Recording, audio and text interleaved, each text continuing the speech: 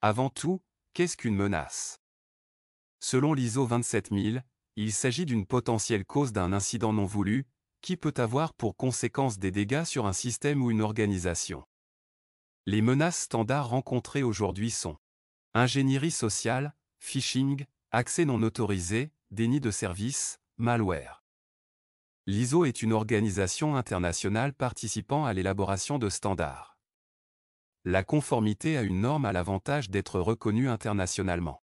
Les normes de la famille ISO 27000 permettent d'organiser et de structurer la démarche de la gestion de la sécurité des systèmes d'information. Pour revenir sur l'ingénierie sociale, elle regroupe des techniques utilisées par les cybercriminels pour inciter des utilisateurs peu méfiants à leur envoyer leurs données confidentielles, infectant ainsi leurs ordinateurs avec des programmes malveillants ou ouvrant des liens vers des sites infectés. Par ailleurs, les pirates informatiques peuvent tenter d'exploiter le manque de connaissances d'un utilisateur. Optimal. Une attaque informatique est une action malicieuse, l'accomplissement d'une menace ayant pour but de détruire, exposer, altérer, désactiver, voler ou obtenir un accès non autorisé d'un élément. Les attaquants peuvent, quant à eux, être de différentes natures. APT pour Advanced Persistent Threat. Ce groupe cible une organisation spécifique et utilise le fichier. Il déploie ensuite ses outils pour atteindre les objectifs de l'attaque avant d'effacer ses traces. Un exemple d'attaque des APT est celle de Stuxnet en 2010. Un vers informatique utilisé dans le cadre d'une attaque APT visait à compromettre les systèmes de contrôle industriel des centrifugeuses iraniennes d'enrichissement d'uranium. Les autres attaques sont les suivants. Script Kiddie récupère des programmes en ligne sans réelle connaissance des outils. Ensuite, il y a les attaques d'activistes. Il existe aussi les attaques de type découverte accidentelle curiosité d'un attaquant. Enfin, les organisations criminelles et les agences d'espionnage sont très actives. Leurs motivations sont les suivantes. Gains financiers, vengeance, espionnage, messages politiques, vol de données.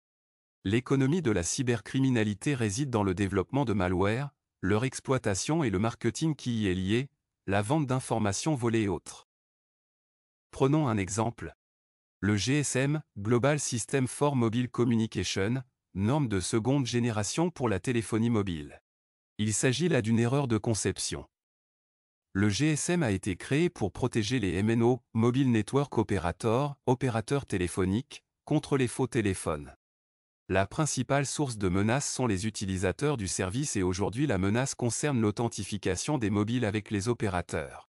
Une personne peut créer une fausse antenne relais où les gens peuvent se connecter et l'hacker a alors accès aux communications des utilisateurs. La menace a également évolué concernant les supports ciblés. Les appareils ciblés par des malwares dits financiers ont évolué selon leur type de système d'exploitation. 2015. Windows 92% Android, 8%. 2016, Windows 64% Android, 36%. Pour parvenir à leur fin, les hackers utilisent ce qu'on appelle un exploit. Il s'agit d'un moyen utilisé par un attaquant pour prendre le contrôle d'un système, d'une application ou d'un service. L'attaquant utilise un exploit pour cibler un système dans un sens qui n'était pas prévu par le développeur. Par exemple, un attaquant peut exploiter une vulnérabilité sur le formulaire de connexion en entrant des informations qui seront interprétées pour accéder et afficher des informations sensibles de la base de données. Il faut enfin bien faire une distinction entre la sécurité et la protection. La première concerne une protection contre les attaques, délibérées, tandis que la seconde ne s'applique qu'aux accidents involontaires.